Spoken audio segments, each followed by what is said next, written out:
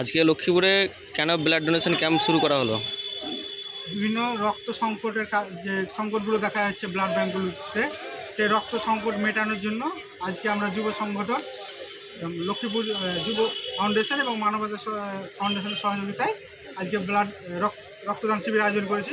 মূলত এখানে গ্রামাঞ্চলে অনেকেই রক্ত দেওয়ার একটু ভয়ভীতি থাকে, সেই ভয়ভীতি দূর করার জন্য এবং যে ব্লাড ব্যাঙ্কগুলো শূন্য আছে সেই শূন্যতা পূরণ করার জন্য আমরা রক্তদান শিবিরের আয়োজন করেছি।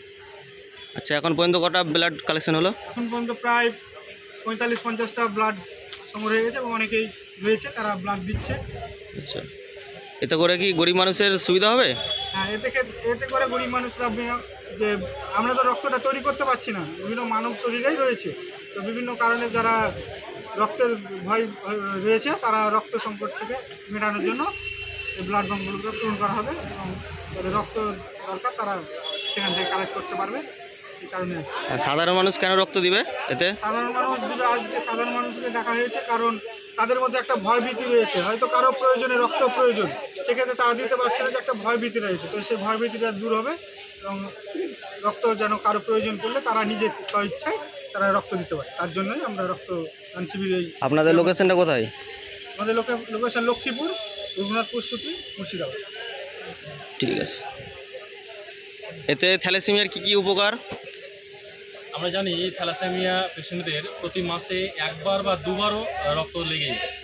হ্যাঁ। তারা কিন্তু সেই রক্তটা অনেকাংশে পায় না, কারণ ব্লাড ব্যাঙ্কগুলোতে রক্ত শূন্যতা থাকার কারণে। আজকে আমরা এখানে যদি 100টা রক্ত কালেক্ট করতে পারি, সেই রক্তটা কিন্তু ব্লাড ব্যাঙ্কে পৌঁছে যাবে এবং থ্যালাসেমিয়া সেখান থেকে কিন্তু রক্তটা পেয়ে যাবে।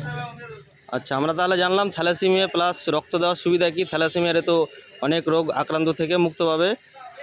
দেখতে পারি ব্লাড ক্যাম্পের এরকম একটা দৃশ্য, সাধারণ দৃশ্য একটা, এই যে